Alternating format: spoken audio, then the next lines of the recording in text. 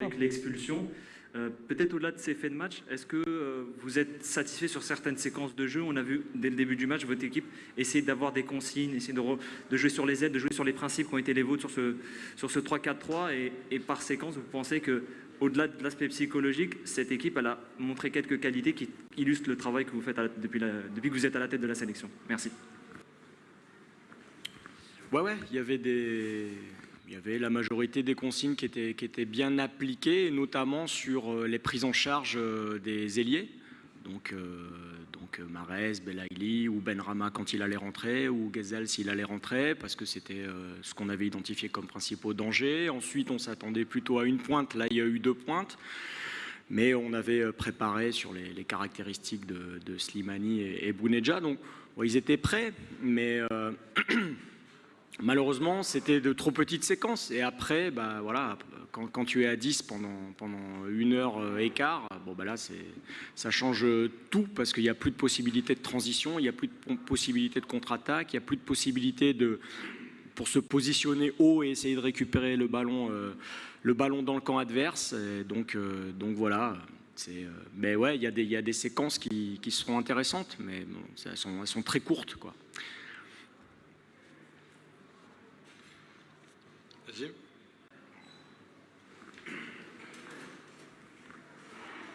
Bonsoir coach, Nazim Bessol, Votora. Une double question peut-être. Comment on vit une telle soirée et comment vous percevez la suite des éliminatoires après cette lourde défaite d'entrée? Bon, de toute façon, la lourde défaite d'entrée, c'était un scénario hautement envisagé. Donc, il y a de la déception, il y a de la tristesse, il y a le sentiment de ne pas avoir réussi à contrarier un peu les événements, mais il n'y a pas de grandes surprises. Donc, nous, les points qu'on vise à prendre, c'est avant tout face au Niger, au Burkina Faso. Donc, il faut qu'on tourne rapidement la page. Ce qui est vraiment dommage, au-delà du résultat, c'est premièrement d'être à 10. Parce que là, ça nous embête, ça me contrarie tactiquement. Ça me contrarie tactiquement parce que moi, j'aurais aimé travailler 1 heure et demie sur un plan de jeu à 11 contre 11, quoi. Perdre face à l'Algérie, voilà, s'il y a des débiles mentaux qui pensaient que perdre contre l'Algérie, ce serait une contre-performance, bon ben tant pis pour eux, mais c'est quelque chose qui va surprendre personne, qui connaît le football. Par contre, ce qui me contrarie, voilà, c'est d'être à 10. Parce que dans la projection pour les prochains matchs, ben là, je perds un titulaire, je perds un cadre. Et puis, on n'a pas suffisamment travaillé un plan de jeu qui peut nous servir pour les futurs matchs. Voilà. Et après, sur comment on le vit, ben, on subit les événements, quoi. Parce que, encore une fois, à 11 contre 11, il y a peut-être des choses à faire dans la micro-tactique, dans les remplacements qu'on peut faire, mais à 10, ça devient catastrophique et on est obligé de subir, de regarder tout le temps le chrono et puis voilà, d'espérer que l'Algérie soit maladroite, quoi. Bonsoir coach, Shafiq Saïh, Al-Badil TV. Coach, vous drivez l'équipe de Djibouti plutôt, une équipe qui paraît modeste.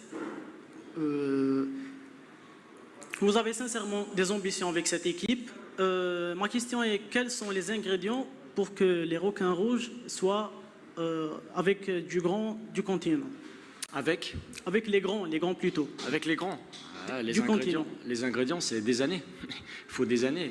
Là, on joue une équipe qui, c'est pas pour vous brosser dans le sens du poil, si l'Algérie fait 8e ou quart de finale de Coupe du Monde, personne ne sera surpris. C'est une équipe de ce calibre-là. Et l'équipe qu'on a jouée là, c'est-à-dire que j'ai dit à Jamel Belmadi, merci de nous avoir respectés. Il n'y a pas d'équipe B ou de quoi que ce soit. Donc, c'est là aussi où c'est intéressant pour nos joueurs, c'est qu'ils ont joué ce qu'ils pourront et ce qu'ils peuvent pour l'instant pas jouer. Des joueurs voilà, là ils ont joué de la Première Ligue, de la Liga, de la Bundesliga, et pour moi un potentiel quart de finaliste Coupe du Monde, voire plus. On ne sera pas surpris. Donc là, l'écart, il est énorme, énorme.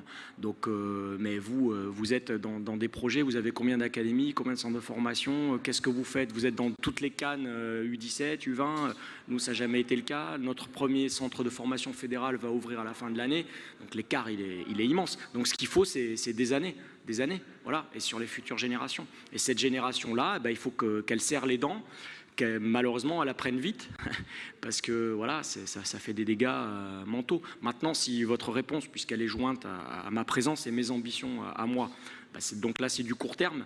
À court terme, les objectifs qu'on peut se fixer à Djibouti, c'est le CHAN. Ça c'est quelque chose de concret. Et après, une CAN, pas avant 4-5 ans, quoi. Voilà, ça c'est... D'abord, il faut qu'on arrive à exporter des joueurs du championnat djiboutien, parce que la réalité, c'est que là, vous avez 90% de joueurs qui jouent dans le championnat djiboutien, donc ils ont des contrôles qu'ils n'ont jamais vus, des enchaînements qu'ils n'ont jamais vus, des centres, des renversements, des tirs, des enchaînements contrôle-frappe qu'ils n'ont jamais vus. C'est ça, en fait. Donc là, ils découvrent certains gestes techniques, et c'est ça la réalité. Donc des fois on surperforme et là on a sous-performé. J'avais dit que pour qu'on fasse quelque chose, il faudrait que l'Algérie soit très mauvaise et nous excellents, et en fait on a été très mauvais et ils ont été excellents. Donc,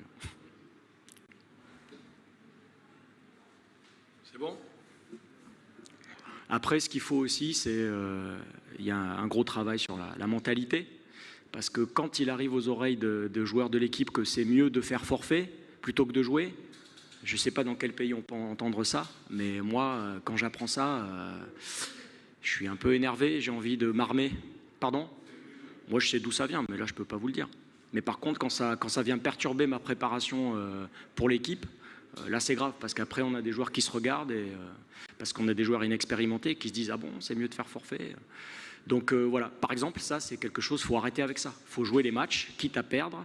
Là, il faut l'encaisser, comme je vous ai dit, il ne faut pas avoir honte. Je pense que ici, en Algérie, personne ne se moque de nous, tout le monde nous respecte, tout le monde a conscience de l'écart.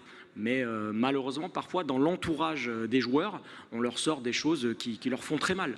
Or là, moi, je ne vais pas les accabler, il n'y a pas à les accabler. Voilà. Ça, par exemple, à court terme, c'est quelque chose qu'il faut changer. Ça ne vous concerne pas à vous, mais c'est un message que je devais faire passer.